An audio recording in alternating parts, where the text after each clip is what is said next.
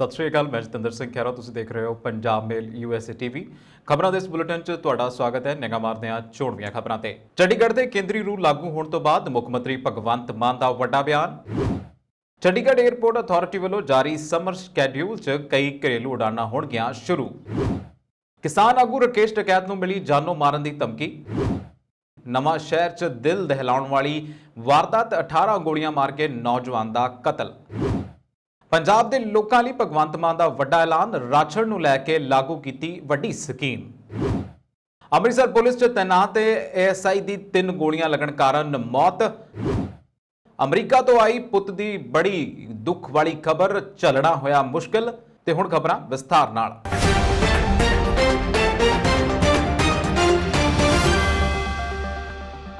ਚੰਡੀਗੜ੍ਹ ਦੇ ਸਰਕਾਰੀ ਕਰਮਚਾਰੀਆਂ ਤੇ ਕੇਂਦਰੀ ਨਿਯਮ ਲਾਗੂ ਕਰਨ ਨੂੰ ਲੈ ਕੇ ਸਿਆਸੀ ਘਮਸਾਨ ਮਚ ਗਿਆ। ਇਸ ਦੇ ਮੁੱਖ ਮੰਤਰੀ ਭਗਵੰਤ ਮਾਨ ਨੇ ਵੀ ਸਖਤ ਇਤਰਾਜ਼ ਜਤਾਉਂਦਿਆਂ ਆਖਿਆ ਕਿ ਕੇਂਦਰ ਸਰਕਾਰ ਸਿਲਸਿਲੇਵਾਰ ਤਰੀਕੇ ਨਾਲ ਦੂਜੇ ਸੂਬਿਆਂ ਦੇ ਅਫਸਰਾਂ ਅਤੇ ਕਰਮਚਾਰੀਆਂ ਨੂੰ ਚੰਡੀਗੜ੍ਹ ਤੇ ਥੋਪ ਰਹੀ ਹੈ।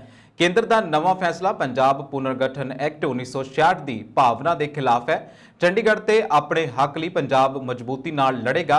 ਇੱਥੇ ਇਹ ਵੀ ਦੱਸਣਯੋਗ ਹੈ ਕਿ ਇਸ ਤੋਂ ਪਹਿਲਾਂ ਕਾਂਗਰਸ ਅਤੇ ਅਕਾਲੀ ਦਲ ਨੇ ਵੀ ਕੇਂਦਰ ਸਰਕਾਰ ਦੇ ਇਸ ਫੈਸਲੇ ਦਾ ਸਖਤ ਵਿਰੋਧ ਕੀਤਾ ਸੀ। ਪਹਿਲਾਂ ਚੰਡੀਗੜ੍ਹ ਦੇ ਕਰਮਚਾਰੀਆਂ ਤੇ ਪੰਜਾਬ ਸਿਵਲ ਸਰਵਿਸ ਰੂਲਸ ਲਾਗੂ ਹੁੰਦੇ ਸਨ। ਹੁਣ ਐਤਵਾਰ ਨੂੰ ਗ੍ਰਹਿ ਮੰਤਰੀ ਅਮਿਤ ਸ਼ਾਹ ਨੇ ਸੈਂਟਰਲ ਸਰਵਿਸ ਰੂਲਸ ਜਿਹੜੇ ਨੇ ਉਹ ਲਾਗੂ ਕਰ ਦਿੱਤੇ ਨੇ। ਅੱਜ ਇਸ ਦਾ ਨੋਟੀਫਿਕੇਸ਼ਨ ਵੀ ਜਾਰੀ ਕਰ ਦਿੱਤਾ ਗਿਆ ਔਰ ਕੇਂਦਰੀ ਗ੍ਰਹਿ ਮੰਤਰੀ ਅਮਿਤ ਸ਼ਾਹ ਨੇ UT ਪ੍ਰਸ਼ਾਸਨ ਦੇ ਕਰਮਚਾਰੀਆਂ ਲਈ ਐਤਵਾਰ ਨੂੰ ਵੱਡਾ ਐਲਾਨ ਕੀਤਾ। ਤਨਾਸ ਸਥਿਤ ਪੁਲਿਸ ਹਾਊਸਿੰਗ ਕੰਪਲੈਕਸ ਦਾ ਉਦਘਾਟਨ ਕਰਨ ਪਹੁੰਚੇ ਅਮਿਤ ਸ਼ਾਹ ਨੇ ਕਿਹਾ ਕਿ ਚੰਡੀਗੜ੍ਹ ਪ੍ਰਸ਼ਾਸਨ ਦੇ ਕਰਮਚਾਰੀਆਂ ਤੇ ਹੁਣ ਕੇਂਦਰੀ ਸੇਵਾ ਨਿਯਮ ਲਾਗੂ ਹੋਵੇਗਾ। ਉਹਨਾਂ ਕਿਹਾ ਕਿ ਪਿਛਲੇ ਕਾਫੀ ਸਮੇਂ ਤੋਂ ਇਸ ਦੀ ਮੰਗ ਕੀਤੀ ਜਾ ਰਹੀ ਸੀ। ਇਸ ਦਾ ਲਾਭ ਪ੍ਰਸ਼ਾਸਨ ਦੇ ਸਾਰੇ ਕਰਮਚਾਰੀਆਂ ਨੂੰ ਮਿਲੇਗਾ। ਦੱਸਿਆ ਜਾ ਰਿਹਾ ਹੈ ਕਿ UT ਵਿੱਚ 16,000 ਦੇ ਕਰੀਬ ਰੈਗੂਲਰ ਕਰਮਚਾਰੀ ਕੰਮ ਕਰਦੇ ਹਨ ਔਰ ਇਹਨਾਂ ਸਾਰੇ ਕਰਮਚਾਰੀਆਂ ਨੂੰ ਸਰਕਾਰ ਦੇ ਇਸ ਫੈਸਲੇ ਦੇ ਨਾਲ ਲਾਭ ਮਿਲੇਗਾ। ਅਮਿਤ ਸ਼ਾਹ ਨੇ ਕਿਹਾ ਕਿ ਸਿੱਖਿਆ ਨਾਲ ਜੁੜੇ ਹੋਏ ਸਾਰੇ ਕਰਮਚਾਰੀ ਅਤੇ ਅਧਿਕਾਰੀਆਂ ਦੀ ਸੇਵਾ ਮੁਕਤ ਦੀ ਉਮਰ 65 ਹੋਵੇਗੀ। ਬਾਲ ਸਿੱਖਿਆ ਦੇ ਭੱਤੇ ਦੇ ਵੀ ਕਰਮਚਾਰੀ ਹੱਕਦਾਰ ਹੋਣਗੇ। ਇਸ ਤੋਂ ਇਲਾਵਾ ਕੇਂਦਰ ਦੇ ਕਰਮਚਾਰੀ ਦੀ ਤਰ੍ਹਾਂ ਚੰਡੀਗੜ੍ਹ ਦੀ ਮਹਿਲਾ ਕਰਮਚਾਰੀ ਨੂੰ ਚਾਈਲਡ ਕੇਅਰ ਦੇ 2 ਸਾਲ ਦੀ ਛੁੱਟੀ ਵੀ ਮਿਲੇਗੀ। ਸ਼ਾਹ ਨੇ ਕਿਹਾ ਕਿ ਚੰਡੀਗੜ੍ਹ ਦੇ ਕਰਮਚਾਰੀਆਂ ਦੀ ਮੰਗ ਨੂੰ ਧਿਆਨ ਵਿੱਚ ਰੱਖਦੇ ਹੋਏ ਪ੍ਰਧਾਨ ਮੰਤਰੀ ਨਰਿੰਦਰ ਮੋਦੀ ਨੇ ਇਹ ਫੈਸਲਾ ਲਿਆ ਹੈ। ਉਹਨਾਂ ਕਿਹਾ ਕਿ ਸੋਮਵਾਰ ਨੂੰ ਇਸ ਸੰਬੰਧੀ ਨੋਟੀਫਿਕੇਸ਼ਨ ਜਾਰੀ ਕਰ ਦਿੱਤਾ ਜਾਵੇਗਾ, ਜੋ ਕਿ ਅੱਜ ਹੋ ਚੁੱਕਾ ਹੈ ਅਤੇ ਕਰਮਚਾਰੀਆਂ ਨੂੰ 1 ਅਪ੍ਰੈਲ 2022 ਤੋਂ ਇਸ ਦਾ ਲਾਭ ਲੈਣਾ ਸ਼ੁਰੂ ਹੋਵੇਗਾ। ਏਅਰਪੋਰਟ ਅਥਾਰਟੀ ਵੱਲੋਂ 28 ਮਾਰਚ ਤੋਂ ਜਾਰੀ ਕੀਤਾ ਜਾਣ ਵਾਲਾ ਸਮਰ ਸਕੈਡਿਊਲ ਤਿਆਰ ਕਰ ਦਿੱਤਾ ਜਾ ਰਿਹਾ ਹੈ। ਇਸ ਵਿੱਚ ਚੰਡੀਗੜ੍ਹ ਇੰਟਰਨੈਸ਼ਨਲ ਹਵਾਈ ਅੱਡੇ ਤੋਂ ਕਈ ਡੋਮੈਸਟਿਕ ਫਲਾਈਟਸ ਸ਼ੁਰੂ ਹੋ ਰਹੀਆਂ ਨੇ, ਜਿਸ ਤੋਂ ਬਾਅਦ ਚੰਡੀਗੜ੍ਹ ਹੈਦਰਾਬਾਦ ਵਿਚਕਾਰ 4 ਫਲਾਈਟਾਂ ਹੋ ਜਾਣਗੀਆਂ। ਇਸ ਸੰਬੰਧੀ ਜਾਣਕਾਰੀ ਦਿੰਦਿਆਂ ਚੰਡੀਗੜ੍ਹ ਇੰਟਰਨੈਸ਼ਨਲ ਏਅਰਪੋਰਟ ਦੇ ਪਬਲਿਕ ਰਿਲੇਸ਼ਨ ਅਫਸਰ KP ਸਿੰਘ ਨੇ ਦੱਸਿਆ ਕਿ ਨਾਲ ਹੀ ਮੁੰਬਈ ਲਈ ਰਾਤ ਦੀ ਵੀ ਫਲਾਈਟ ਸ਼ੁਰੂ ਹੋ ਰਹੀ ਹੈ, ਜਦੋਂ ਕਿ ਚੰਡੀਗੜ੍ਹ ਪਟਨਾ ਫਲਾਈਟ ਦੇ ਸਮੇਂ ਵਿੱਚ ਬਦਲਾਅ ਕਰ ਦਿੱਤਾ ਗਿਆ ਹੈ। ਚੰਡੀਗੜ੍ਹ ਇੰਟਰਨੈਸ਼ਨਲ ਹਵਾਈ ਤੋਂ ਚੇਨਈ ਲਈ ਪਹਿਲੀ ਫਲਾਈਟ 28 ਮਾਰਚ ਤੋਂ ਸ਼ੁਰੂ ਹੋਈ ਹੈ, ਜਿਸ ਸੰਬੰਧੀ ਇੰਡੀਗੋ 에ਅਰਲਾਈਨਸ ਨੇ ਬੁਕਿੰਗ ਸ਼ੁਰੂ ਕਰ ਦਿੱਤੀ ਹੈ। ਇਸ ਲਈ ਮੁਸਾਫਰ ਨੂੰ 2822 ਰੁਪਏ ਖਰਚਣੇ ਪੈਣਗੇ। ਜਾਣਕਾਰੀ ਅਨੁਸਾਰ ਚੰਡੀਗੜ੍ਹ ਇੰਟਰਨੈਸ਼ਨਲ ਏਅਰਪੋਰਟ ਤੋਂ ਫਲਾਈਟ ਸਵੇਰੇ 7:10 ਵਜੇ ਉੱਡੇਗੀ ਅਤੇ ਚੇਨਈ 10:30 ਤੇ ਪਹੁੰਚੇਗੀ, ਜਦੋਂ ਕਿ ਚੇਨਈ ਤੋਂ ਫਲਾਈਟ ਦੁਪਹਿਰ 11:10 ਤੇ ਉੱਡੇਗੀ ਔਰ 1:55 ਤੇ ਚੰਡੀਗੜ੍ਹ ਪਹੁੰਚ ਜਾਵੇਗੀ। ਸਮਰ ਸ਼ੈਡਿਊਲ ਵਿੱਚ 에ਅਰਲਾਈਨਸ ਵੱਲੋਂ ਘਰੇਲੂ ਫਲਾਈਟ ਸ਼ੁਰੂ ਕਰਨ ਦਾ ਫੈਸਲਾ ਕੀਤਾ ਗਿਆ। ਇਸ ਦੇ ਤਹਿਤ 28 ਮਾਰਚ ਤੋਂ ਚੰਡੀਗੜ੍ਹ ਮੁੰਬਈ ਵਿਚਕਾਰ ਗੋ ਏਅਰ ਦੀਆਂ ਫਲਾਈਟਾਂ ਸ਼ੁਰੂ ਹੋ ਰਹੀਆਂ ਨੇ। ਇਹ ਫਲਾਈਟ ਚੰਡੀਗੜ੍ਹ ਤੋਂ ਰਾਤ ਨੂੰ ਉਡਾਨ ਭਰੇਗੀ। ਇਸ ਦੇ ਨਾਲ ਹੀ ਚੰਡੀਗੜ੍ਹ ਤੋਂ ਮੁੰਬਈ ਲਈ ਫਲਾਈਟਾਂ ਦੀ ਗਿਣਤੀ 10 ਦੇ ਕਰੀਬ ਪਹੁੰਚ ਗਈ ਹੈ। ਮੁੰਬਈ ਤੋਂ ਇਹ ਫਲਾਈਟ 6:40 ਤੇ ਉੱਡੇਗੀ ਔਰ ਚੰਡੀਗੜ੍ਹ ਤਕਰੀਬਨ 9:05 ਤੇ ਪਹੁੰਚ ਜਾਵੇਗੀ। ਉੱਥੇ ਚੰਡੀਗੜ੍ਹ ਤੋਂ ਮੁੰਬਈ ਲਈ 9:35 ਤੇ ਉੱਡੇਗੀ ਅਤੇ ਮੁੰਬਈ ਰਾਤ ਦੇ 11:50 ਦੇ ਉੱਤੇ ਪਹੁੰਚ ਜਾਏਗੀ। ਇਸ ਲਈ ਮੁਸਾਫਰਾਂ ਨੂੰ 7754 ਰੁਪਏ ਖਰਚ ਕਰਨੇ ਪੈਣਗੇ। ਏਅਰਪੋਰਟ ਅਥਾਰਟੀ ਵੱਲੋਂ ਚੰਡੀਗੜ੍ਹ ਪਟਨਾ ਫਲਾਈਟ ਦੇ ਸਮੇਂ ਵਿੱਚ ਬਦਲਾਅ ਕੀਤਾ ਗਿਆ ਹੈ। ਹੁਣ ਚੰਡੀਗੜ੍ਹ ਤੋਂ ਫਲਾਈਟ ਸਵੇਰੇ 7:45 ਤੇ ਉਡਾਨ ਭਰੇਗੀ ਅਤੇ ਪਟਨਾ ਸਵੇਰੇ 9:50 ਤੇ ਪਹੁੰਚ ਜਾਵੇਗੀ। ਵਾਪਸੀ ਵਿੱਚ ਪਟਨਾ ਤੋਂ ਫਲਾਈਟ ਦੁਪਹਿਰ 2 ਵਜੇ ਉੱਡੇਗੀ ਔਰ ਤਕਰੀਬਨ ਦੁਪਹਿਰ 3:50 ਤੇ ਚੰਡੀਗੜ੍ਹ ਪਹੁੰਚ ਜਾਏਗੀ। ਇਸ ਵਿੱਚ ਸਫ਼ਰ ਕਰਨ ਵਾਲੇ ਮੁਸਾਫਿਰ ਨੂੰ 8,328 ਰੁਪਏ ਅਦਾ ਕਰਨੇ ਪੈਣਗੇ। ਕਿਸਾਨ ਆਗੂ ਰਾਕੇਸ਼ ਟਕੈਤ ਨੂੰ ਇੱਕ ਅਣਜਾਣ ਵਿਅਕਤੀ ਨੇ ਫੋਨ ਕਰਕੇ ਜਾਨੋਂ ਮਾਰਨ ਦੀ ਧਮਕੀ ਦਿੱਤੀ ਹੈ ਅਤੇ ਅਪਸ਼ਬਦ ਵੀ ਕਹੇ ਨੇ। ਪੁਲਿਸ ਨੇ ਸੋਮਵਾਰ ਨੂੰ ਇਹ ਜਾਣਕਾਰੀ ਦਿੱਤੀ।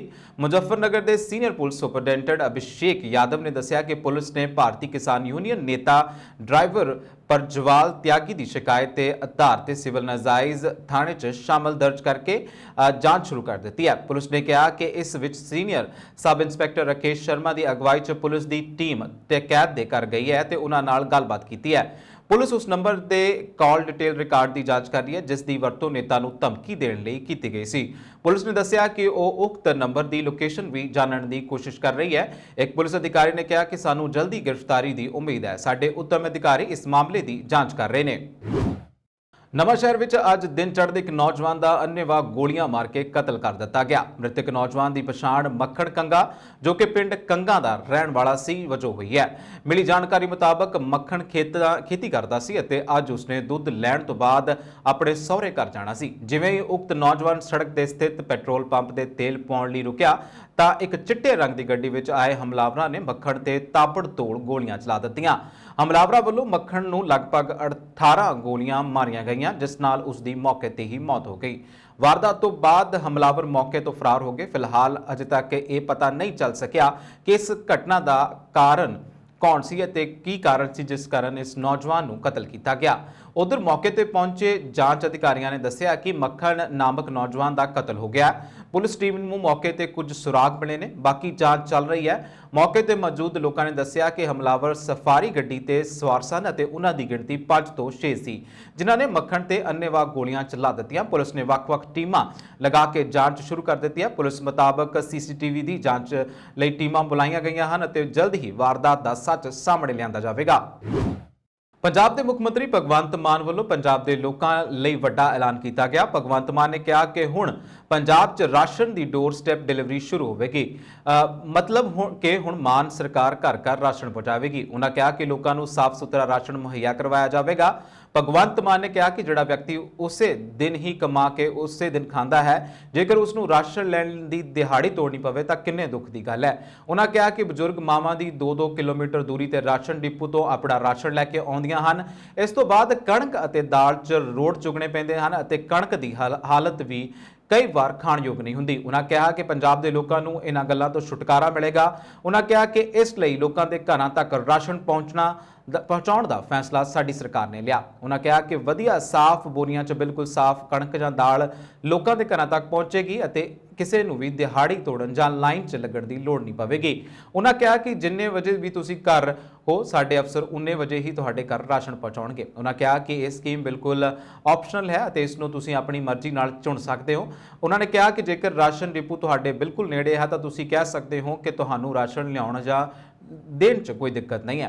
ਉਹਨਾਂ ਕਿਹਾ ਕਿ ਜੇਕਰ ਰਾਸ਼ਨ ਡਿਪੂ ਨੇ ਨਾਪ ਤੋਲ 'ਚ ਜਾਂ ਕਿਸੇ ਹੋਰ ਚੀਜ਼ 'ਚ ਕੋਈ ਦਿੱਕਤ ਹੈ ਤਾਂ ਤੁਸੀਂ ਉਸ ਬਾਰੇ ਸਾਨੂੰ ਦੱਸੋ। ਉਹਨਾਂ ਕਿਹਾ ਕਿ ਇਸ ਸਕੀਮ ਰਾਹੀਂ ਤੁਹਾਡਾ ਬਣਦਾ ਹੱਕ ਤੁਹਾਨੂੰ ਤੁਹਾਡੇ ਦਰਵਾਜ਼ੇ ਤੇ ਮਿਲੇਗਾ। ਭਗਵੰਤ ਮਾਨ ਨੇ ਕਿਹਾ ਕਿ ਇਹ ਸਕੀਮ ਦਿੱਲੀ 'ਚ ਮੁੱਖ ਮੰਤਰੀ ਅਰਵਿੰਦ ਕੇਜਰੀਵਾਲ ਨੇ ਲਾਗੂ ਕੀਤੀ ਸੀ ਪਰ ਇਸ ਨੂੰ ਰੋਕ ਦਿੱਤਾ ਗਿਆ ਸੀ। ਪਰ ਇਸ ਸਕੀਮ ਨੂੰ ਕਾਮਯਾਬ ਹੁਣ ਪੰਜਾਬ ਦੇ ਵਿੱਚ ਬਣਾਇਆ ਜਾਵੇਗਾ ਔਰ ਅਸੀਂ ਕਰਕੇ ਦਿਖਾਵਾਂਗੇ। ਸਰਕਾਰ ਲੋਕਾਂ ਵਾਸਤੇ ਹੁੰਦੀਆਂ ਹਨ, ਇਸ ਲਈ ਸਰਕਾਰਾਂ ਲੋਕਾਂ ਨੂੰ ਸਹੂਲਤਾਂ ਦੇਣ ਵਾਸਤੇ ਹੋਣਗੀਆਂ ਔਰ ਲੋਕਾਂ ਨੂੰ ਤੰਗ ਕਰਨ ਲਈ ਨਹੀਂ। ਉਹਨਾਂ ਕਿਹਾ ਕਿ ਆਉਣ ਵਾਲੇ ਸਮੇਂ 'ਚ ਇਸ ਸਕੀਮ ਬਾਰੇ ਪੂਰੀ ਡਿਟੇਲ ਲੋਕਾਂ ਨੂੰ ਮਿਲ ਜਾਵੇਗੀ ਅਤੇ ਰਾਸ਼ਨ 'ਚੋਂ ਕਿਸੇ ਨੂੰ ਸੁਸਰੀਆਂ ਰੋਡ ਜਾਂ ਹੋਰ ਕੁਝ ਚੁਗਣ ਦੀ ਲੋੜ ਨਹੀਂ ਪਵੇਗੀ। ਸਤਿ ਸ਼੍ਰੀ ਅਕਾਲ ਜੀ, ਮੈਂ ਤੁਹਾਡਾ ਆਪਣਾ ਭਗਵੰਤ ਮਾਨ। ਆਜ਼ਾਦੀ ਦੇ 75 ਸਾਲ ਬੀਤ ਜਾਣ ਦੇ ਬਾਅਦ ਵੀ ਬੜੇ ਦੁੱਖ ਦੀ ਗੱਲ ਹੈ ਕਿ ਗਰੀਬ ਲੋਕਾਂ ਨੂੰ, ਆਮ ਲੋਕਾਂ ਨੂੰ ਆਪਣੇ ਹਿੱਸੇ ਦਾ ਰਾਸ਼ਨ ਲੈਣ ਵਾਸਤੇ ਰਾਸ਼ਨ ਦੀਆਂ ਦੁਕਾਨਾਂ ਤੇ, ਡੀਪੂਆਂ ਤੇ ਲਾਈਨਾਂ 'ਚ ਖੜ੍ਹਨਾ ਪੈਂਦਾ ਹੈ। ਲੰਬੀਆਂ ਲਾਈਨਾਂ 'ਚ ਖੜ੍ਹਨਾ ਪੈਂਦਾ ਹੈ। ਜਦ ਕਿ ਦੂਜੇ ਪਾਸੇ ਇੰਨਾ ਡਿਜੀਟਲ ਹੋ ਗਈ ਹੈ ਦੁਨੀਆ ਕਿ ਇੱਕ ਫੋਨ 'ਤੇ ਕੋਈ ਵੀ ਚੀਜ਼ ਆਰਡਰ ਕਰੋ ਉਹ ਤੁਹਾਡੇ ਘਰ ਡਿਲੀਵਰ ਕਰ ਦਿੱਤੀ ਜਾਂਦੀ ਹੈ, ਤੁਹਾਡੇ ਤੱਕ ਪਹੁੰਚਾ ਦਿੱਤੀ ਜਾਂਦੀ ਹੈ। ਔਰ ਕਈ ਵਾਰੀ ਤਾਂ ਗਰੀਬ ਲੋਕਾਂ ਨੂੰ ਆਪਣੇ ਹਿੱਸੇ ਦਾ ਰਾਸ਼ਨ ਲੈਣ ਵਾਸਤੇ ਦਿਹਾੜੀ ਛੱਡਣੀ ਪੈ ਜਾਂਦੀ ਹੈ। ਸੋਚੋ, ਜਿਹੜਾ ਬੰਦਾ ਹੈਂਡ ਟੂ ਮਾਊਥ ਹੈ, ਜਿਹੜਾ ਉਸੇ ਦਿਨ ਹੀ ਕਮਾਉਂਦਾ, ਉਸੇ ਦਿਨ ਹੀ ਖਾਂਦਾ ਹੈ, ਉਹਨੂੰ ਜੇ ਆਪਣੇ ਹਿੱਸੇ ਦਾ ਹੱਕ ਬਣਦਾ ਜਿਹੜਾ ਰਾਸ਼ਨ ਹੈ ਉਹ ਲੈਣ ਵਾਸਤੇ ਦਿਹਾੜੀ ਛੱਡਣੀ ਪਵੇ ਤਾਂ ਕਿੰਨਾ ਦੁੱਖ ਹੁੰਦਾ ਉਹਨੂੰ, ਕਿੰਨੀ ਗਲਤ ਗੱਲ ਹੈ। ਔਰ ਮੈਂ ਬਜ਼ੁਰਗ ਮਾਵਾਂ ਨੂੰ ਵੀ ਜਾਣਦਾ ਜਿਹੜੀਆਂ 2-2 ਕਿਲੋਮੀਟਰ ਰਾਸ਼ਨ ਡਿਪੂ ਤੋਂ ਆਪਣਾ ਰਾਸ਼ਨ ਲੈ ਕੇ ਆਉਂਦੀਆਂ ਨੇ, ਫਿਰ ਉਸ ਕਣਕ ਚੋਂ ਰੋੜ ਚੁਗਣੇ ਨੇ, ਦਾਲ ਚੋਂ ਰੋੜ ਚੁਗਣੇ ਨੇ। ਕਣਕ ਦੀ ਹਾਲਤ ਜਿਹੜੀ ਹੈ ਉਹ ਖਾਣਯੋਗ ਨਹੀਂ ਹੁੰਦੀ ਕਈ ਵਾਰੀ, ਪਰ ਖਾਣੀ ਪੈਂਦੀ ਹੈ। ਸੋ ਇਹਨਾਂ ਗੱਲਾਂ ਤੋਂ ਹੁਣ ਛੁਟਕਾਰਾ ਹੋਊਗਾ। ਅੱਜ ਮੈਂ ਤੁਹਾਡੇ ਸਾਹਮਣੇ ਇਹ ਗੱਲ ਕਹਿਣ ਲਈ ਆਇਆ ਕਿ ਤੁਹਾਡੀ ਆਪਣੀ ਚੁਣੀ ਹੋਈ ਸਰਕਾਰ, ਆਮ ਆਦਮੀ ਪਾਰਟੀ ਸਰਕਾਰ ਨੇ ਫੈਸਲਾ ਕੀਤਾ ਹੈ ਕਿ ਅਸੀਂ ਹੁਣ ਤੁਹਾਡੇ ਘਰ ਤੱਕ ਰਾਸ਼ਨ ਪਹੁੰਚਾਵਾਂਗੇ। Doorstep delivery of ration, ਯਾਨੀ ਕਿ ਘਰ ਤੱਕ ਰਾਸ਼ਨ ਪਹੁੰਚਾਉਣ ਦੀ ਸਕੀਮ ਸ਼ੁਰੂ ਕਰਨ ਜਾ ਰਹੇ ਹਾਂ। ਵਧੀਆ ਸਾਫ਼ ਬੋਰੀਆਂ 'ਚ ਸਾਫ਼ ਖਾਣਯੋਗ ਆਟਾ ਜਾਂ ਕਣਕ ਜਾਂ ਦਾਲ ਉਹ ਤੁਹਾਡੇ ਘਰੇ ਪਹੁੰਚ ਜੂਗੀ ਔਰ ਤੁਹਾਨੂੰ ਦਿਹਾੜੀ ਛੱਡਣ ਦੀ ਲੋੜ ਨਹੀਂ ਪੈਣੀ, ਤੁਹਾਨੂੰ ਕਿਸੇ ਲਾਈਨ 'ਚ ਲੱਗਣ ਦੀ ਲੋੜ ਨਹੀਂ ਪੈਣੀ। ਹਾਂ, ਸਾਡੇ ਅਫਸਰ ਇਹ ਵੀ ਪੁੱਛਣਗੇ ਤੁਹਾਨੂੰ ਫੋਨ ਕਰਕੇ ਕਿ ਤੁਸੀਂ ਘਰ ਆਓ, ਕਿੰਨੇ ਵਜੇ ਘਰ ਹੋ, ਤਾਂ ਤੁਹਾਨੂੰ ਉਨੇ ਵਜੇ ਤੁਹਾਡੇ ਹਿੱਸੇ ਦਾ ਬਣਦਾ ਰਾਸ਼ਨ ਮਿਲ ਜੂਗਾ। ਜ਼ਿਲ੍ਹਾ ਪੁਲਿਸ ਦਿਹਾਤੀ ਵਿੱਚ ਤੈਨਾਤ ਪੁਲਿਸ ਅਧਿਕਾਰੀ ASI ਕੁਲਵੰਤ ਸਿੰਘ ਦੀ ਸਰਵਿਸ ਰਾਈਫਲ ਚੋਂ ਚੱਲੀ ਗੋਲੀ ਨੇ ਜਾਨ ਲੈ ਲਈ। ਮ੍ਰਿਤਕ ਪੁਲਿਸ ਅਧਿਕਾਰੀ ਆਪਣੇ ਪਰਿਵਾਰਕ ਮੈਂਬਰਾਂ ਦੇ ਨਾਲ ਸਰਕਾਰੀ ਕੁਆਟਰ ਵਿੱਚ ਰਹਿੰਦਾ ਸੀ, ਜਿੱਥੇ ਘਟਨਾ ਵਾਪਰੀ। ਇਸ ਸੰਬੰਧੀ ਪੁਲਿਸ ਚੌਕੀ ਨਿਊ ਅੰਮ੍ਰਿਤਸਰ ਦੇ ਇੰਚਾਰਜ ਪੁਲਿਸ ਅਧਿਕਾਰੀ ਅਵਤਾਰ ਸਿੰਘ ਨੇ ਦੱਸਿਆ ਕਿ ਮ੍ਰਿਤਕ ASI ਕੁਲਵੰਤ ਸਿੰਘ ਪਿੰਡ ਰਣੀਕੇ ਜ਼ਿਲ੍ਹਾ ਅੰਮ੍ਰਿਤਸਰ ਦਾ ਵਸਨੀਕ ਹੈ ਅਤੇ ਪੁਲਿਸ ਲਾਈਨ ਵਿੱਚ ਹੀ ਤੈਨਾਤ ਸੀ। ਇਸ ਸਮੇਂ ਉਹ ਆਪਣੀ ਪਤਨੀ ਅਤੇ ਪੁੱਤਰ ਦੇ ਨਾਲ ਸਰਕਾਰੀ ਕੁਆਟਰ ਨੰਬਰ 73 ਦੇ ਵਿੱਚ ਰਹਿ ਰਿਹਾ ਸੀ। ਜਾਣਕਾਰੀ ਅਨੁਸਾਰ ਉਕਤ ਮ੍ਰਿਤਕ ਪੁਲਿਸ ਮੁਲਾਜ਼ਮ ਕੁਲਵੰਤ ਸਿੰਘ ਪੁਲਿਸ ਲਾਈਨ ਦੁਬੁਰਜੀ ਸਥਿਤ ਆਪਣੇ ਰਿਹਾਇਸ਼ੀ ਕੁਆਟਰ ਵਿੱਚ ਆਪਣੀ ਸਰਵਿਸ ਰਾਈਫਲ AK-47 ਦੀ ਸਫਾਈ ਕਰ ਰਿਹਾ ਸੀ ਤਾਂ ਕਿਸੇ ਗਲਤੀ ਕਾਰਨ ਉਕਤ ਰਾਈਫਲ 'ਚੋਂ ਗੋਲੀਆਂ ਚੱਲ ਗਈਆਂ। ਮ੍ਰਿਤਕ ਕੁਲਵੰਤ ਸਿੰਘ ਨੂੰ 3 ਗੋਲੀਆਂ ਲੱਗੀਆਂ। ਇਹਨਾਂ ਵਿੱਚੋਂ ਇੱਕ ਗੋਲੀ ਕੁਲਵੰਤ ਸਿੰਘ ਦੇ ਸਿਰ ਵਿੱਚ ਲੱਗੀ। ਗੋਲੀ ਚੱਲਣ ਦੀ ਆਵਾਜ਼ ਸੁਣ ਕੇ ਪੁਲਿਸ ਲਾਈਨ ਦੁਬੁਰਜੀ 'ਚ ਤੈਨਾਤ ਪੁਲਿਸ ਮੁਲਾਜ਼ਮ ਤੁਰੰਤ ਉੱਥੇ ਪਹੁੰਚ ਗਏ। ਪੁਲਿਸ ਮੁਲਾਜ਼ਮ ਤੁਰੰਤ ASI ਕੁਲਵੰਤ ਸਿੰਘ ਨੂੰ ਇਲਾਜ ਲਈ ਹਸਪਤਾਲ ਲੈ ਗਏ। ਪਹਿਲਾਂ ਉਸ ਨੂੰ ਮਜੀਠਾ ਰੋਡ ਤੇ ਸਥਿਤ ਗੁਰੂ ਨਾਨਕ ਦੇਵ ਹਸਪਤਾਲ ਲਿਜਾਇਆ ਗਿਆ। ਇੱਥੇ ਉਸ ਦੀ ਗੰਭੀਰ ਹਾਲਤ ਨੂੰ ਦੇਖਦਿਆਂ ਪੁਲਿਸ ਮੁਲਾਜ਼ਮ ਨੂੰ ਨਿੱਜੀ ਹਸਪਤਾਲ ਲੈ ਗਏ, ਜਿਸ ਦੇ ਇਲਾਜ ਦੌਰਾਨ ਉਸ ਦੀ ਮੌਤ ਹੋ ਗਈ। ਜ਼ਿਲ੍ਹੇ ਅਧੀਨ ਆਉਂਦੇ ਪਿੰਡ ਨੋਨੋ ਦੇ ਨਿਵਾਸੀ ਹਰਪਾਲ ਸਿੰਘ ਪੁੱਤਰ ਬਲਬੀਰ ਸਿੰਘ ਕਰੀਬ 4 ਸਾਲ ਪਹਿਲਾਂ ਅਮਰੀਕਾ ਗਿਆ ਸੀ। ਬੀਤੇ ਸ਼ਨੀਵਾਰ ਟਰੱਕ ਚਲਾਉਂਦੇ ਸਮੇਂ ਸੜਕ ਹਾਦਸੇ ਦੌਰਾਨ ਉਹ ਮੌਤ ਦਾ ਸ਼ਿਕਾਰ ਹੋ ਗਿਆ। ਇਸ ਖਬਰ ਨੂੰ ਸੁਣ ਕੇ ਪਰਿਵਾਰ ਤੇ ਦੁੱਖਾਂ ਦੀ ਹਨੇਰੀ ਚੁੱਲ ਗਈ ਹੈ। ਪਰਿਵਾਰ ਅਤੇ ਮ੍ਰਿਤਕ ਨੌਜਵਾਨ ਨੇ ਜੋ ਸੋਚਿਆ ਸੀ ਉਹ ਕਿਸਮਤ ਨੂੰ ਮਨਜ਼ੂਰ ਨਾ ਹੋਇਆ। ਇਸ ਖਬਰ ਦੇ ਪਤਾ ਲੱਗਣ ਤੋਂ ਬਾਅਦ ਜਿੱਥੇ ਪਰਿਵਾਰ ਦਾ ਰੋ ਬੁਰਾ ਹਾਲ ਹੋ ਗਿਆ ਹੈ, ਉੱਥੇ ਪਰਿਵਾਰ ਵੱਲੋਂ ਪੰਜਾਬ ਅਤੇ ਭਾਰਤ ਸਰਕਾਰ ਤੋਂ ਹਰਪਾਲ ਸਿੰਘ ਦੀ ਮ੍ਰਿਤਕ ਦੇ ਵਾਪਸ ਮੰਗਾਉਣ ਦੀ ਪੁਰਜ਼ੋਰ ਮੰਗ ਵੀ ਕੀਤੀ ਜਾ ਰਹੀ ਹੈ। ਹਰਪਾਲ ਸਿੰਘ ਪੁੱਤਰ ਬਲਬੀਰ ਸਿੰਘ 2018 ਦੌਰਾਨ ਆਪਣੀ ਕਰੀਬ 3 ਏਕੜ ਜ਼ਮੀਨ 30 ਲੱਖ ਰੁਪਏ 'ਚ ਗਹਿਣੇ ਪਾ ਕੇ ਅਮਰੀਕਾ ਰਵਾਨਾ ਹੋ ਗਿਆ ਸੀ ਤਾਂ ਜੋ ਘਰ 'ਚ ਬਜ਼ੁਰਗ ਮਾਪਿਓ, ਪਤਨੀ ਅਤੇ 2 ਛੋਟੀਆਂ ਧੀਆਂ ਦਾ ਭਵਿੱਖ ਦਾ ਸੁਧਾਰ ਸਕੇ, ਪਰ ਅਜਿਹਾ ਨਾ ਹੋ ਸਕਿਆ। ਮਿਲੀ ਜਾਣਕਾਰੀ ਅਨੁਸਾਰ ਸ਼ਨੀਵਾਰ ਅਮਰੀਕਾ ਦੇ I-68 ਹਾਈਵੇ ਉੱਪਰ ਸਵੇਰੇ 5:10 ਤੇ ਅਮਰੀਕਾ ਦੀ ਪੁਲਿਸ ਨੇ ਇੱਕ 2019 ਪੀਟਰਬਿਲਟ ਟਰੈਕਟਰ ਅਤੇ ਟ੍ਰੇਲਰ ਨੂੰ ਹਾਈਵੇ ਤੇ ਪਲਟਿਆ ਹੋਇਆ ਪਾਇਆ। ਪੁਲਿਸ ਅਨੁਸਾਰ ਇਹ ਹਾਦਸਾ ਸੈਂਡੀ ਮਾਈਲ ਰੋਡ ਓਵਰਪਾਸ ਦੇ ਨੇੜੇ ਹੋਇਆ। ਇਹ ਪਤਾ ਨਹੀਂ ਲੱਗ ਸਕਿਆ ਕਿ ਹਾਦਸੇ ਦਾ ਕਾਰਨ ਕੀ ਹੈ। ਪੰਜਾਬ ਦੇ ਨਵੇਂ ਜੇਲ੍ਹ ਮੰਤਰੀ ਹਰਜੋਤ ਸਿੰਘ ਬੈਂਸ ਨੇ ਸੂਬੇ ਦੀਆਂ ਸਬ ਜੇਲ੍ਹਾਂ ਤੇ ਸੁਪਰਡੈਂਟਾਂ ਨੂੰ ਇੱਕ ਚਿੱਠੀ ਭੇਜ ਕੇ ਕਿਹਾ ਕਿ ਉਹ 26 ਮਾਰਚ ਤੋਂ 4 ਅਪ੍ਰੈਲ 2020 ਤੱਕ 10 ਦਿਨਾਂ 'ਚ ਜੇਲ੍ਹ 'ਚ ਸੈਨੀਟਾਈਜ਼ਿੰਗ ਮੁਹਿੰਮ ਚਲਾਉਣ, ਜਿਸ ਅਧੀਨ ਹਰ ਤਰ੍ਹਾਂ ਨਾਲ ਜੇਲ੍ਹ 'ਚ ਪਹੁੰਚੇ ਮੋਬਾਈਲ ਫੋਨਾਂ ਅਤੇ ਨਸ਼ੇ ਦੀ ਤਸਕਰੀ ਰਾਹੀਂ ਸਮੱਗਰੀ ਨੂੰ ਜ਼ਬਤ ਕੀਤਾ ਜਾਵੇਗਾ। ਨਵੇਂ ਜੇਲ੍ਹ ਮੰਤਰੀ ਨੇ ਆਪਣੀ ਚਿੱਠੀ 'ਚ ਕਿਹਾ ਕਿ ਜੇਲ੍ਹਾਂ 'ਚ VIP ਕਲਚਰ ਅਤੇ ਨਸ਼ਾ ਤਸਕਰੀ ਹਰ ਹਾਲਤ 'ਚ ਖਤਮ ਹੋਣੀ ਚਾਹੀਦੀ ਹੈ। ਇਸ ਲਈ ਮੈਡੀਕਲ ਸੁਪਰਡੈਂਟਾਂ ਨੂੰ ਜੇਲ੍ਹਾਂ 'ਚ ਇਹ ਪ੍ਰਬੰਧ ਕਰਨਾ ਹੋਵੇਗਾ ਕਿ ਜੇਲ੍ਹਾਂ 'ਚ ਕਿਸੇ ਵੀ ਕੈਦੀ ਨੂੰ ਕਿਸੇ ਤਰ੍ਹਾਂ ਦਾ VIP ਟ੍ਰੀਟਮੈਂਟ ਨਾ ਦਿੱਤਾ ਜਾਵੇ। ਹਰ ਕੈਦੀ ਨਾਲ ਪੰਜਾਬ ਦੇ ਜੇਲ੍ਹ ਨਿਯਮਾਂ ਮੁਤਾਬਕ ਬਰਾਬਰ ਦਾ ਵਤੀਰਾ ਅਪਣਾਇਆ ਜਾਏ। ਉਹਨਾਂ ਚਿੱਠੀ ਵਿੱਚ ਇਹ ਵੀ ਲਿਖਿਆ ਕਿ ਜੇਲ੍ਹਾਂ 'ਚ ਜੇ ਕੋਈ ਵਿਸ਼ੇਸ਼ ਕਮਰਾ ਜਾਂ ਇਮਾਰਤ ਬਣਾਈ ਗਈ ਹੈ ਤਾਂ ਉਸ ਨੂੰ ਤੁਰੰਤ ਡੇਗ ਦਿੱਤਾ ਜਾਵੇ ਅਤੇ ਜੇ ਕਿਸੇ ਕੈਦੀ ਨੂੰ ਕੋਈ ਵੀ VIP ਟ੍ਰੀਟਮੈਂਟ ਦਿੱਤਾ ਜਾ ਰਿਹਾ ਹੈ ਤਾਂ ਉਸ ਨੂੰ ਤੁਰੰਤ ਬੰਦ ਕਰ ਦਿੱਤਾ ਜਾਵੇ। ਬੈਂਸ ਨੇ ਆਪਣੀ ਚਿੱਠੀ 'ਚ ਲਿਖਿਆ ਕਿ 10 ਦਿਨਾਂ ਬਾਅਦ ਜੇ ਜੇਲ੍ਹਾਂ ਵਿੱਚੋਂ ਕੋਈ ਮੋਬਾਈਲ ਫੋਨ ਜਾਂ ਨਸ਼ੇ ਦੀ ਤਸਕਰੀ ਦਾ ਕੋਈ ਸਮਾਨ ਮਿਲਦਾ ਹੈ ਤਾਂ ਉਸ ਲਈ ਸਿੱਧੇ ਤੌਰ ਤੇ ਜੇਲ੍ਹ ਦੇ ਸੁਪਰਡੈਂਟ ਨੂੰ ਜ਼ਿੰਮੇਵਾਰ ਮੰਨਿਆ ਜਾਵੇਗਾ ਅਤੇ ਉਸ ਦੇ ਖਿਲਾਫ ਸਖਤ ਕਾਰਵਾਈ ਕੀਤੀ ਜਾਵੇਗੀ। ਉਹਨਾਂ ਆਪਣੇ ਟਵੀਟ ਰਾਹੀਂ ਜੇਲ੍ਹਾਂ ਦੇ ਸੁਪਰਡੈਂਟ ਨੂੰ ਲਿਖੀਆਂ ਚਿੱਠੀਆਂ ਦੀਆਂ ਕਾਪੀਆਂ ਨੱਥੀ ਕਰਦੇ ਹੋਏ ਕਿਹਾ ਕਿ ਇਹ ਹਰ ਹਾਲਤ 'ਚ ਜੇਲ੍ਹਾਂ ਦੇ ਨਿਯਮਾਂ ਮੁਤਾਬਕ ਚਲਾਇਆ ਜਾਵੇਗਾ। ਜੇਲ੍ਹ ਮੰਤਰੀ ਵੱਲੋਂ ਲਿਖੀ ਚਿੱਠੀ ਪਿੱਛੋਂ ਜੇਲ੍ਹਾਂ 'ਚ VIP ਟ੍ਰੀਟਮੈਂਟ ਦਿੱਤੇ ਜਾਣ ਵਾਲੇ ਕੁਝ ਕੈਦੀਆਂ 'ਚ ਭੜਥੂ ਮਚ ਗਿਆ। ਜੇਲ੍ਹਾਂ 'ਚ ਨਿਯੁਕਤ ਸਟਾਫ 'ਚ ਵੀ ਹਲਚਲ ਵੇਖਣ ਨੂੰ ਮਿਲੀ ਹੈ। ਜੇਲ੍ਹ ਮੰਤਰੀ ਨੇ ਸਿੱਧੇ ਤੌਰ ਤੇ ਇਹ ਵੀ ਚੇਤਾਵਨੀ ਦਿੱਤੀ ਹੈ ਕਿ ਸੁਪਰਡੈਂਟਾਂ ਨੂੰ ਕੋਈ ਵੀ ਸਮਾਨ ਜੇਲ੍ਹ 'ਚ ਪਹੁੰਚਾਉਂਦਿਆਂ ਹੋਇਆਂ ਜਾਂ ਜੇਲ੍ਹ 'ਚੋਂ ਕੋਈ ਸਮਾਨ ਮਿਲਦਾ ਹੈ ਤੇ ਉਹਨਾਂ ਦੀ ਜ਼ਿੰਮੇਵਾਰੀ ਹੋਵੇਗੀ। ਇਸ ਤਰ੍ਹਾਂ ਆਉਣ ਵਾਲੇ 3 ਦਿਨਾਂ 'ਚ ਜੇਲ੍ਹ ਦੇ ਵੀ ਮੁੱਖ ਮੰਤਰੀ ਭਗਵੰਤ ਮਾਨ ਦੀ ਸਰਕਾਰ ਦੀ ਪੂਰੀ ਜ਼ਿੰਮੇਵਾਰੀ ਹੋਵੇਗੀ। ਸੰਯੁਕਤ ਕਿਸਾਨ ਮੋਰਚੇ ਦੇ ਆਗੂ ਰਾਕੇਸ਼ ਟਕੈਤ ਨੇ ਅੱਜ ਇੱਥੇ ਪੱਤਰਕਾਰਾਂ ਨਾਲ ਗੱਲਬਾਤ ਕਰਦਿਆਂ ਕਿਹਾ ਕਿ ਕਿਸਾਨ ਆਪਣੀ ਕਣਕ ਦਾ ਇੱਕ ਵੀ ਦਾਣਾ ਘੱਟ ਰੇਟ ਤੇ ਨਾ ਵੇਚਣ, ਸਗੋਂ ਪੂਰਾ ਭਾਅ ਲੈਣ ਲਈ ਸਰਕਾਰੀ ਖਰੀਦ ਏਜੰਸੀਆਂ ਤੇ ਜ਼ੋਰ ਪਾਇਆ ਜਾਵੇ। ਉਨ੍ਹਾਂ ਕਿਹਾ ਕਿ ਕਿਸਾਨੀ ਸੰਘਰਸ਼ ਦੌਰਾਨ ਲਖੀਮਪੁਰ ਘਟਨਾ ਲਈ ਜ਼ਿੰਮੇਵਾਰ ਭਾਜਪਾ ਆਗੂਆਂ ਅਤੇ ਹੋਰਨਾਂ ਵਿਅਕਤੀਆਂ ਨੂੰ ਕਾਨੂੰਨ ਮੁਤਾਬਕ ਸਜ਼ਾਵਾਂ ਦਿਵਾਉਣ ਅਤੇ ਪੀੜਤਾਂ ਨੂੰ ਇਨਸਾਫ ਦਿਵਾਉਣ ਤੱਕ ਸੰਘਰਸ਼ ਜਾਰੀ ਰਹੇਗਾ। ਇਸ ਤੋਂ ਪਹਿਲਾਂ ਉਹਨਾਂ ਨੇ ਕਿਸਾਨਾਂ ਦੀਆਂ ਬਾਕੀ ਬਕਾਇਆ ਮੰਗਾਂ ਅਤੇ ਪ੍ਰਧਾਨ ਮੰਤਰੀ ਦੀ ਵਾਅਦਾ ਖਿਲਾਫੀ ਬਾਰੇ ਵੀ ਵਿਚਾਰ ਚਰਚਾ ਕੀਤਾ। ਉਨ੍ਹਾਂ ਕਿਹਾ ਕਿ ਕੇਂਦਰੀ ਰਾਜ ਮੰਤਰੀ ਅਜੇ ਮਿਸ਼ਰਾ ਨੂੰ ਮੰਤਰੀ ਮੰਡਲ ਚੋਂ ਬਰਖਾਸਤ ਕਰਵਾਉਣ ਲਈ ਮੰਤਰੀ ਤੇ ਦਬਾਅ ਪਾਇਆ ਜਾਵੇਗਾ। ਕਿਸਾਨ ਆਗੂ ਨੇ ਕਿਹਾ ਕਿ ਉੱਤਰ ਪ੍ਰਦੇਸ਼ ਵਿੱਚ ਫਿਰ ਤੋਂ ਯੋਗੀ ਸਰਕਾਰ ਹੋਂਦ ਵਿੱਚ ਆ ਚੁੱਕੀ ਹੈ ਅਤੇ ਅਗਲੇ ਦਿਨਾਂ ਵਿੱਚ ਯੂਪੀ ਦੇ ਮੁੱਖ ਮੰਤਰੀ ਦੇ ਨਾਲ ਮਿਲ ਕੇ ਇਸ ਮਸਲੇ ਦਾ ਸਥਾਈ ਹੱਲ ਕੱਢਣ ਲਈ ਜ਼ੋਰ ਪਾਇਆ ਜਾਵੇਗਾ। ਉਨ੍ਹਾਂ ਕਿਸਾਨਾਂ ਨੂੰ ਸਮੇਂ ਦੀਆਂ ਸਰਕਾਰਾਂ ਤੋਂ ਇਨਸਾਫ ਮੰਗਣ ਅਤੇ MSP ਸੰਘਰਸ਼ ਲਈ ਤਿਆਰ ਰਹਿਣ ਲਈ ਕਿਹਾ। ਉਨ੍ਹਾਂ ਸੰਘਰਸ਼ ਵਿੱਚ ਕਿਸਾਨੀ ਝੰਡਿਆਂ ਦੀ ਮੁਫਤ ਸੇਵਾ ਕਰਨ ਲਈ ਸਮਾਜ ਸੇਵੀ ਨਰਿੰਦਰ ਕਾਂਗਾ ਅਤੇ ਸਥਾਨਕ ਆਗੂਆਂ ਦੀ ਦਿੱਲੀ ਚਲੋ ਅਭਿਆਨ ਚਲਾਉਣ ਦੀ ਸ਼ਲਾਘਾ ਕਰਦਿਆਂ ਕਿਹਾ ਕਿ ਕੰਗ ਨੇ ਬਿਨਾਂ ਕਿਸੇ ਅਹੁਦੇ ਜਾਂ ਕਿਸੇ ਲਾਲਚ ਤੋਂ ਕਿਸੇ ਕਿਸਾਨ ਹੋਣ ਦੇ ਨਾਤੇ ਇਹ ਆਪਣਾ ਫਰਜ਼ ਬਖੂਬੀ ਨਿਭਾਇਆ। ਰਾਕੇਸ਼ ਟਕੈਤ ਨੇ ਕਿਹਾ ਕਿ ਕਿਸਾਨੀ ਅੰਦੋਲਨ ਦੌਰਾਨ ਸ਼ਹੀਦ ਹੋਏ 734 ਕਿਸਾਨਾਂ ਦੇ ਪੀੜਤ ਪਰਿਵਾਰਾਂ ਨੂੰ ਮੁੱਖ ਮੰਤਰੀ ਮਾਨ ਦੀ ਸਰਕਾਰ ਵੱਧ ਤੋਂ ਵੱਧ ਮੁਆਵਜ਼ਾ ਦੇਵੇ। ਉਨ੍ਹਾਂ ਕਿਹਾ ਕਿ ਇੱਕ ਸਿੱਖ ਇਤਿਹਾਸ ਦੇ ਨਾਲ ਛੇੜਛਾੜ ਕਿਸੇ ਵੀ ਸੂਰਤ ਦੇ ਵਿੱਚ ਬਰਦਾਸ਼ਤ ਨਹੀਂ ਕੀਤੀ ਜਾਵੇਗੀ।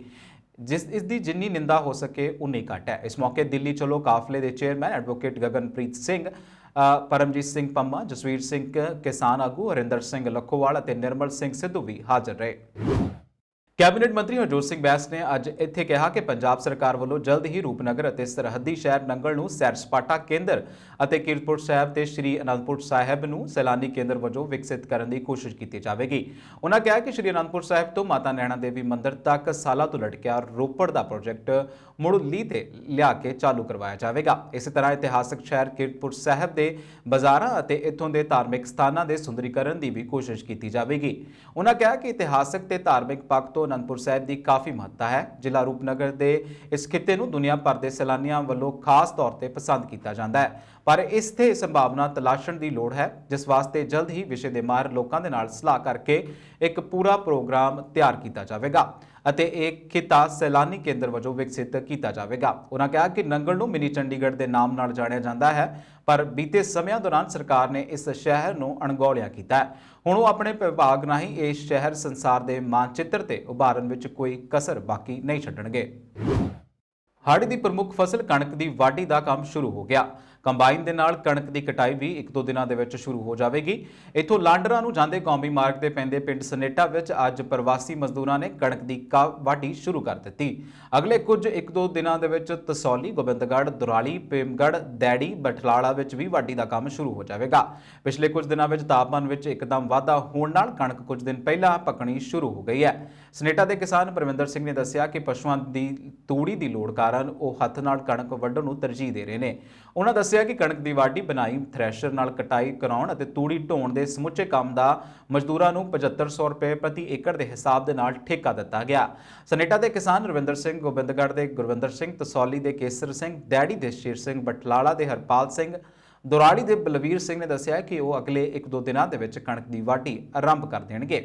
ਮਾਰਕੀਟ ਕਮੇਟੀ ਬਨੂੜ ਦੇ ਸਕੱਤਰ ਇੰਦਰਜੀਤ ਸਿੰਘ ਅਤੇ ਲੇਖਾਕਾਰ ਗਿਆਨੀ ਗੁਰਮੀਤ ਸਿੰਘ ਨੇ ਦੱਸਿਆ ਕਿ ਕਣਕ ਦੀ ਖਰੀਦ ਲਈ ਸਮੁੱਚੇ ਪ੍ਰਬੰਧ ਮੁਕੰਮਲ ਕਰ ਲਏ ਗਏ ਨੇ। ਉਹਨਾਂ ਕਿਹਾ ਕਿ ਐਤਕੀ ਬਨੂੜ ਵਿਖੇ ਖੇੜਾ, ਗੱਜੂ ਅਤੇ ਮਾਣਕਪੁਰ ਦੀਆਂ ਮੰਡੀਆਂ ਤੋਂ ਇਲਾਵਾ ਖੇੜੀ, ਗੁਰਨਾ ਵਿੱਚ ਕਣਕ ਖਰੀਦੀ ਜਾਵੇਗੀ। ਕੋਵਿਡ-19 ਕਾਲਰ ਟਿਊਨ ਨੂੰ ਲੈ ਕੇ ਕਈ ਲੋਕ ਕਾਫੀ ਪਰੇਸ਼ਾਨ ਰਹਿੰਦੇ ਨੇ। ਉਹਨਾਂ ਲੋਕਾਂ ਲਈ ਖੁਸ਼ਖਬਰੀ ਦੀ ਗੱਲ ਹੈ। ਇੱਕ ਰਿਪੋਰਟ ਮੁਤਾਬਕ ਕੋਵਿਡ-19 ਕਾਲਰ ਟਿਊਨ ਨੂੰ ਜਲਦ ਬੰਦ ਕਰ ਦਿੱਤਾ ਜਾ ਸਕਦਾ ਹੈ, ਯਾਨੀ ਲਗਭਗ 2 ਸਾਲ ਬਾਅਦ ਕੋਰੋਨਾ ਕਾਲਰ ਟਿਊਨ ਫੋਨ ਕਰਨ ਵਾਲਿਆਂ ਨੂੰ ਨਹੀਂ ਸੁਣਨੀ ਪਵੇਗੀ। ਇਸ ਨੂੰ ਲੈ ਕੇ ਇੱਕ ਨਿਊਜ਼ ਏਜੰਸੀ ਨੇ ਅਧਿਕਾਰਤ ਸੂਤਰਾਂ ਦੇ ਹਵਾਲੇ ਤੋਂ ਰਿਪੋਰਟ ਕੀਤਾ ਹੈ। ਹਾਲਾਂਕਿ ਇਹ ਸਾਫ਼ ਨਹੀਂ ਹੈ ਕਿ ਕਿਸ ਦਿਨ ਤੋਂ ਕੋਰੋਨਾ ਕਾਲਰ ਟਿਊਨ ਨੂੰ ਬੰਦ ਕੀਤਾ ਜਾਵੇਗਾ, ਪਰ ਮੰਨਿਆ ਜਾ ਰਿਹਾ ਹੈ ਕਿ ਦੇਸ਼ 'ਚ ਕੋਰੋਨਾ ਦੇ ਮਾਮਲੇ ਕਾਫੀ ਘੱਟ ਹੋ ਗਏ ਨੇ ਅਤੇ ਜੀਵਨ ਆਮ ਹੋ ਰਿਹਾ ਹੈ। ਅਜਿਹੇ 'ਚ ਕੋਵਿਡ-19 ਕਾਲਰ ਟਿਊਨ ਨੂੰ ਬੰਦ ਕੀਤਾ ਜਾ ਸਕਦਾ ਹੈ। ਔਰ ਕੋਵਿਡ-19 ਕਾਲਰ ਟਿਊਨ ਨੂੰ ਲਗਭਗ 2 ਸਾਲ ਪਹਿਲਾਂ ਸ਼ੁਰੂ ਕੀਤਾ ਗਿਆ ਸੀ, ਜਦੋਂ ਦੇਸ਼ 'ਚ ਕੋਰੋਨਾ ਦੇ ਮਾਮਲੇ ਸਾਹਮਣੇ ਆਉਣ ਲੱਗੇ ਸਨ। ਭਾਰਤ 'ਚ ਤਾਲਾਬੰਦੀ ਲੱਗਣ ਤੋਂ ਬਾਅਦ ਹੀ ਇਸ ਟਿਊਨ ਨੂੰ ਸੁਣਿਆ ਜਾ ਰਿਹਾ ਸੀ। ਇਸ ਵਿੱਚ ਅਮਿਤਾਭ ਬੱਚਨ ਨੇ ਵੀ ਆਪਣੀ ਆਵਾਜ਼ ਦਿੱਤੀ ਸੀ, ਜੋ ਕੋਰੋਨਾ ਤੋਂ ਬਚੇ ਰਹਿਣ ਲਈ ਸਾਰੇ ਜ਼ਰੂਰੀ ਨਿਯਮਾਂ ਦਾ ਪਾਲਣ ਕਰਨ ਲਈ ਕਹਿ ਰਹੇ ਸਨ। ਇਸ ਤੋਂ ਬਾਅਦ ਸਾਲ 2021 ਦੇ ਜਨਵਰੀ ਮਹੀਨੇ ਤੋਂ ਇਸ ਦੀ ਆਵਾਜ਼ ਬਦਲ ਦਿੱਤੀ ਗਈ ਅਤੇ ਅਮਿਤਾਭ ਬੱਚਨ ਦੀ ਥਾਂ ਇੱਕ ਔਰਤ ਦੀ ਆਵਾਜ਼ ਸੁਣਨ ਲੱਗ ਪਈ। ਇਸ ਕੋਵਿਡ-19 ਵੈਕਸੀਨ ਡਰਾਈਵ ਬਾਰੇ ਦੱਸਿਆ ਜਾ ਰਿਹਾ ਸੀ। ਇਸ ਵਿੱਚ ਕਿਹਾ ਜਾ ਰਿਹਾ ਸੀ ਕਿ ਨਵਾਂ ਸਾਲ ਕੋਵਿਡ-19 ਦੀ ਵੈਕਸੀਨ ਦੇ ਰੂਪ ਵਿੱਚ ਨਵੀਂ ਉਮੀਦ ਲੈ ਕੇ ਆਇਆ ਹੈ। ਕਾਲਰ ਟਿਊਨ 'ਚ ਅੱਗੇ ਸੁਣਾਈ ਦਿੰਦਾ ਹੈ ਕਿ ਭਾਰਤ 'ਚ ਬਣੀ ਵੈਕਸੀਨ ਸੁਰੱਖਿਅਤ ਹੈ ਅਤੇ ਪ੍ਰਭਾਵੀ ਹੈ, ਕੋਵਿਡ ਵਿਰੁੱਧ ਪ੍ਰਤੀਰੋਧਕ ਸ਼ਕਤੀ ਪ੍ਰਦਾਨ ਕਰਦੀ ਹੈ। ਭਾਰਤੀ ਵੈਕਸੀਨ ਤੇ ਭਰੋਸਾ ਕਰੋ, ਨਾ ਕਿ ਅਫਵਾਹਾਂ ਤੇ। ਭਾਰਤੀ ਮੂਲ ਦੇ ਇੱਕ ਪ੍ਰਭਾਵਸ਼ਾਲੀ ਭਾਰਤੀ ਸੰਸਦ ਮੈਂਬਰ ਰੌਕ ਖੰਨਾ ਨੇ ਐਤਵਾਰ ਨੂੰ ਕਿਹਾ ਕਿ ਭਾਰਤ ਨੂੰ ਯੂਕਰੇਨ ਤੇ ਹਮਲੇ ਲਈ ਰੂਸ ਦੇ ਰਾਸ਼ਟਰਪਤੀ ਵਲਾਦੀਮਿਰ ਪੁਤਿਨ ਦੀ ਨਿੰਦਾ ਕਰਨੀ ਚਾਹੀਦੀ ਹੈ ਅਤੇ ਨਵੀਂ ਦਿੱਲੀ ਨੂੰ ਰੂਸ ਜਾਂ ਚੀਨ ਤੋਂ ਤੇਲ ਨਹੀਂ ਲੈਣਾ ਚਾਹੀਦਾ। ਅਮਰੀਕੀ ਪ੍ਰਤੀਨਿਧ ਸਭਾ ਦੇ ਵਿੱਚ ਸਿਲੀਕਾਨ ਵੈਲੀ ਦੀ ਨੁਮਾਇੰਦਗੀ ਕਰਨ ਵਾਲੇ ਖੰਨਾ ਨੇ ਕਿਹਾ ਕਿ ਹੁਣ ਭਾਰਤ ਲਈ ਆਪਣਾ ਪੱਖ ਚੁਣਨ ਦਾ ਸਮਾਂ ਆ ਗਿਆ ਹੈ। ਉਹਨਾਂ ਕਿਹਾ ਕਿ ਫੌਕਸ ਨਿਊਜ਼ ਨਾਲ ਇੰਟਰਵਿਊ 'ਚ ਕਿਹਾ ਕਿ ਮੈਂ ਭਾਰਤ ਤੇ ਸੱਚਮੁੱਚ ਸਪਸ਼ਟ ਰਿਹਾ ਹਾਂ ਅਤੇ ਮੈਨੂੰ ਲੱਗਦਾ ਹੈ ਕਿ ਭਾਰਤ ਨੂੰ ਪੁਤਿਨ ਦੀ ਨਿੰਦਾ ਕਰਨੀ ਚਾਹੀਦੀ ਹੈ ਅਤੇ ਭਾਰਤ ਨੂੰ ਰੂਸ ਜਾਂ ਚੀਨ ਤੋਂ ਤੇਲ ਨਹੀਂ ਲੈਣਾ ਚਾਹੀਦਾ। ਸਾਨੂੰ ਪੁਤਿਨ ਨੂੰ ਅਲੱਗ-ਥਲੱਗ ਕਰਨ ਲਈ ਦੁਨੀਆ ਨੂੰ ਇਕਜੁੱਟ ਕਰਨਾ ਚਾਹੀਦਾ ਹੈ।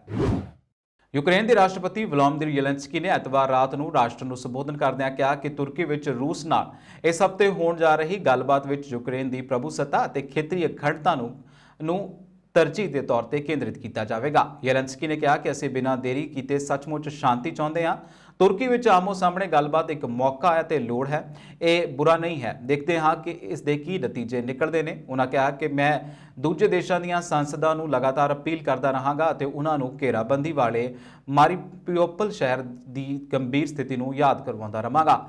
ਯੂਕਰੇਨ ਦੀਆਂ ਹਥਿਆਰਬੰਦ ਫੌਜਾਂ ਦਾ ਧੰਨਵਾਦ ਕਰਦੇ ਹੋਏ ਜ਼ੈਲੈਂਸਕੀ ਨੇ ਕਿਹਾ ਕਿ ਉਹ ਕਬਜ਼ੇ ਕੀਤੇ ਸ਼ਹਿਰਾਂ ਨੂੰ ਵਾਪਸ ਲੈ ਰਹੇ ਨੇ ਅਤੇ ਕੁਝ ਹਿੱਸਿਆਂ ਵਿੱਚ ਤਾਂ ਉਹ ਅੱਗੇ ਵਧ ਰਹੇ ਨੇ। ਇਹ ਬਹੁਤ ਹੀ ਸ਼ਲਾਘਾਯੋਗ ਹੈ। ਇਸ ਤੋਂ ਪਹਿਲਾਂ ਐਤਵਾਰ ਨੂੰ ਜ਼ੈਲੈਂਸਕੀ ਨੇ ਪੱਤਰਕਾਰਾਂ ਨੂੰ ਕਿਹਾ ਕਿ ਨਿਰਪੱਖਤਾ ਅਤੇ ਨਾਟੋ ਤੋਂ ਬਾਹਰ ਰਹਿਣ ਲਈ ਸਹਿਮਤੀ ਦੇ ਮੁੱਦੇ ਤੇ ਦੇਸ਼ ਤੋਂ ਰੂਸੀ ਫੌਜੀਆਂ ਦੀ ਵਾਪਸੀ ਦੇ ਬਾਅਦ ਯੂਕਰੇਨ ਦੇ ਵੋਟਰਾਂ ਨੂੰ ਦੇਸ਼ ਤੋਂ ਰੂਸੀ ਫੌਜਾਂ ਦੀ ਵਾਪਸੀ ਤੋਂ ਬਾਅਦ ਰਾਇਸ਼ੁਮਾਰੀ ਲਈ ਬੁਲਾਇਆ ਜਾਣਾ ਚਾਹੀਦਾ ਹੈ। ਇਸੇ ਹੁਣ ਤੱਕ ਦੀਆਂ ਖਬਰਾਂ ਤੁਸੀਂ ਦੇਖਦੇ ਰਹੋ ਪੰਜਾਬ ਮੇਲ USA TV। ਧੰਨਵਾਦ।